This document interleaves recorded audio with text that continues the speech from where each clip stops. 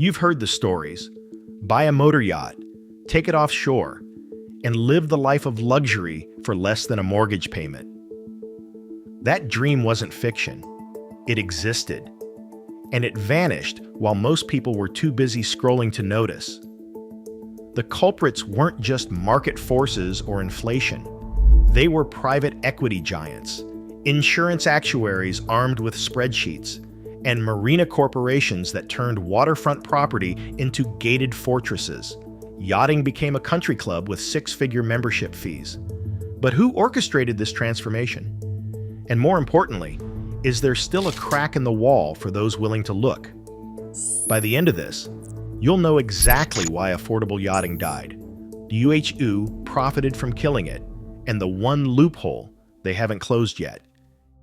In 1973, a new fully loaded Corvette cost $7,200. That same year, a used Hatteras 46 convertible, a genuine blue water sport fishing yacht with twin Detroit diesels, could be found for around $40,000. For a working professional pulling down $15,000 a year, that yacht was not a fantasy. It was affordable. 3 years of disciplined saving and weekend overtime. These were not just pleasure boats. They were Bertrams, Hatteraces, and Viking yachts, vessels that had crossed oceans and caught marlin in tournament waters. Adjusted for inflation, that $40,000 Hatteras 46 is roughly $190,000 today. A comparable yacht now sells for $300,000 or more. And that is just the sticker price. Here is where it gets worse.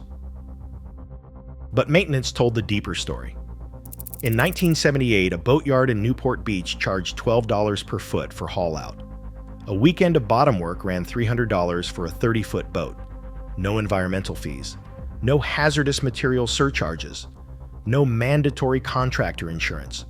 You showed up with brushes and sandpaper, and the yard let you work. Some owners camped under their boats for a week. Nobody cared. The culture was built on self-reliance, not profit extraction. Marinas were different then. The owners knew your name. A mechanic might offer free advice just because he liked seeing boats get back on the water. The ethic was simple. Do your own work. Learn your boat. That kept costs low enough that a firefighter or high school teacher could afford a real yacht.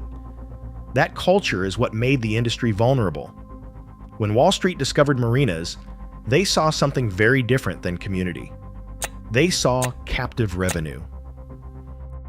In February 2025, Blackstone Infrastructure Partners paid $5.65 billion for Safe Harbor Marinas, the largest marina operator in America with 138 locations.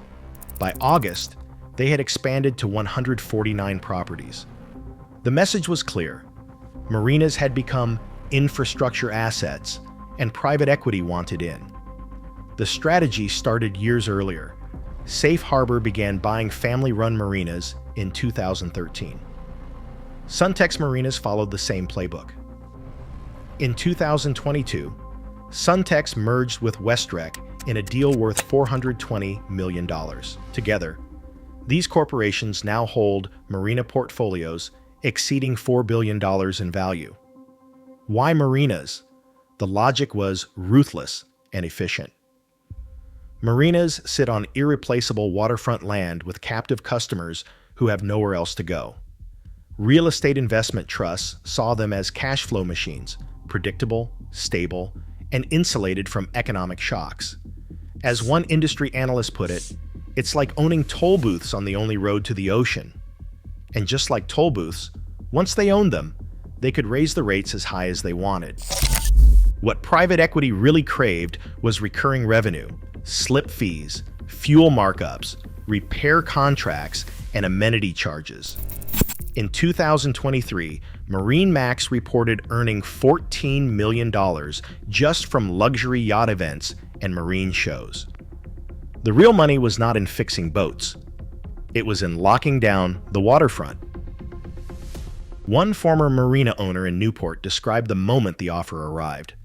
Representatives from a private equity firm showed up with consultants and spreadsheets. Every service was analyzed for profitability.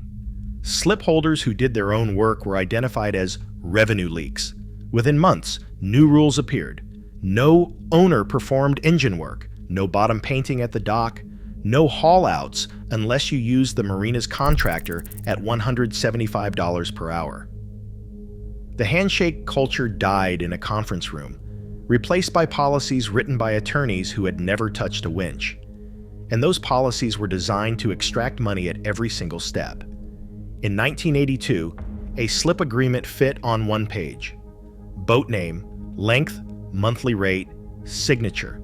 Today, that same marina hands you a 23-page contract. No maintenance without written approval.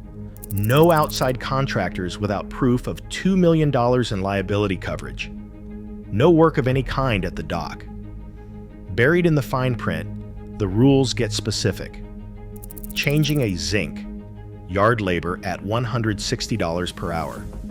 Replacing a through hull fitting, $175 per hour plus a 30% parts markup. Even basic tasks technically require permission.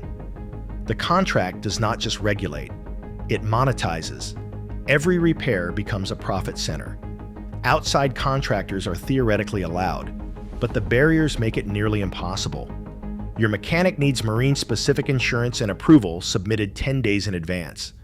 Some marinas charge $75 to $150 daily just to let an independent technician on the dock. One owner of a 52-foot Viking recalled the experience. The marina demanded his insurance and his license and wanted to charge $100 a day. He paid the marina, and it ended up costing him $4,200 for work his mechanic would have done for $1,800. The justification is always insurance and liability. But the effect is clear. What used to cost sweat and a weekend now costs thousands. The barrier is paperwork now, and the only winner is the corporation collecting hourly fees while boats sit idle, waiting for appointments that might be 3 weeks out. But wait until you hear what they charge just to park the boat in the water.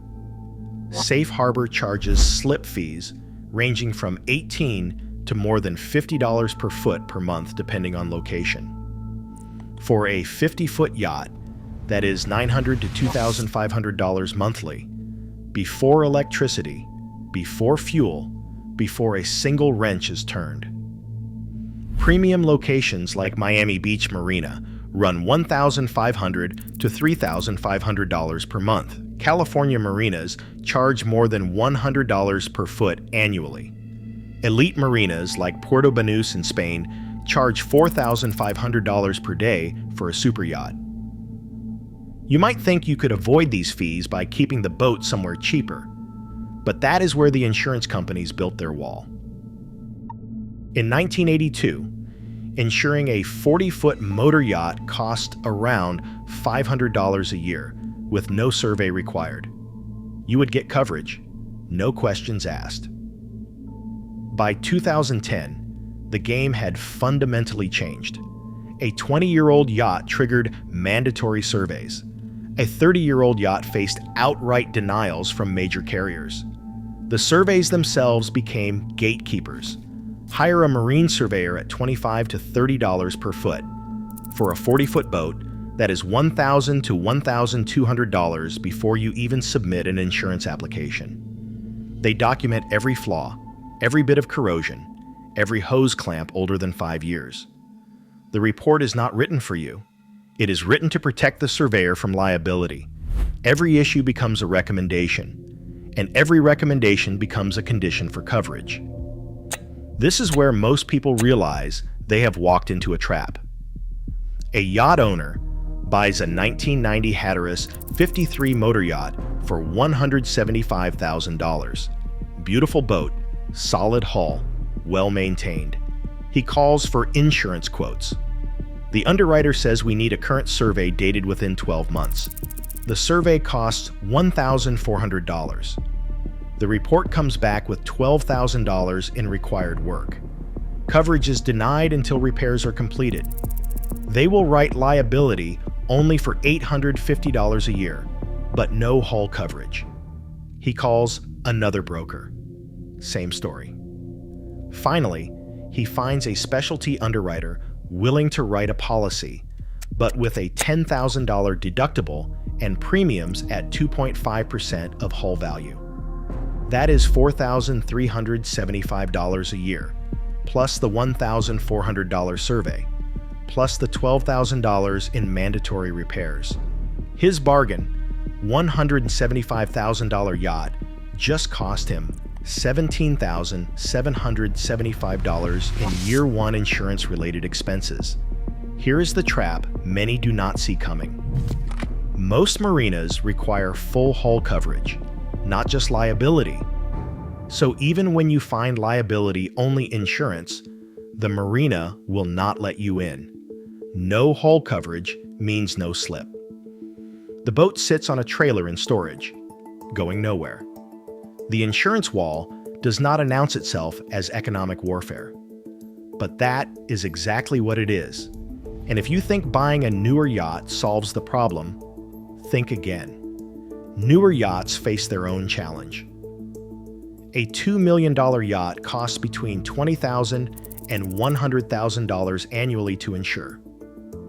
Yachts under 5 years old get the best rates, but older vessels see premium increases of 15 to 25% annually after year 15. Past 25 years, specialty underwriters step in at double the price with restrictions on navigation areas and mandatory dry storage during hurricane season.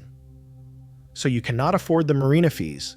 The insurance wall blocks older boats, and newer yachts cost a fortune to insure. What about just living on the boat to cut housing costs? That's where the regulations stepped in. In December 2025, League City, Texas passed an ordinance requiring anyone living on a boat for more than 10 days in a 30-day period to obtain a $150 annual live-aboard permit. The permit authorized city inspectors to board vessels without a warrant, and it required owners to keep daily logs. Dustin Dietrich, a licensed captain, spoke at the council meeting. He said, "We are not criminals, drug addicts, or murderers. This is our home. Many of us cannot afford housing on land anymore." The ordinance passed by a 7-1 vote. Similar restrictions spread across coastal cities. Washington State limits liveaboards to 10% of marina slips. California faces the same cap. San Francisco bans vessels from anchoring more than 96 hours without moving. The stated justification was public health, sanitation, and derelict vessel concerns. The effect was to push people out. Working people who chose to live on yachts to avoid crushing rent prices found themselves regulated out of existence. Many marinas simply banned liveaboards entirely. Those that allowed them charged extra, $50 to $150 per month per person on top of slip fees. The crackdown was not about safety, it was about property values. Waterfront homeowners complained, city councils responded, and liveaboards got pushed out.